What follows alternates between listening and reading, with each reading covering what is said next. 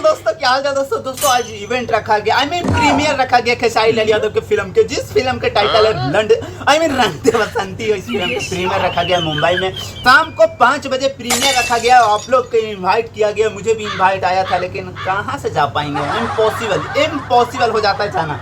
और कल पटना में रखा गया प्रीमियर, और परसों आप लोग के बीच में फिल्म आने वाली है। तो इस फिल्म का आउटपुट अगर सही निकल के आया तो मज़ा आएगा। लिटरली मैं चाहता हूँ कि ये फिल्म ऑल टाइम ब्लॉकबस्टर हो, भोजपुरी का पहली फिल्म जो ऑल टाइम ब्लॉकबस्टर हो यार। इसका कलेक्शन जो आए ना पहला दिन से 1 करोड़ से ज़्यादा हो तो लिटरली मज़ा आए। लिटरली इस फिल्म ने 3 दिन में ना तबाही मचा दे, और ऐसा लगे कि हाँ भोजपुरी इंडस्ट्री अब ग्रोथ कर सकती है और सिनेमा हॉल में चल सकती है। तो आप लोग बताइए इस फिल्म के लिए रेडी हैं या नहीं है। अगर नहीं रेडी हैं तो रेडी हो जाइए, क्योंकि मैं बहुत ज़्यादा रेडी हूँ इस फिल्म के लिए।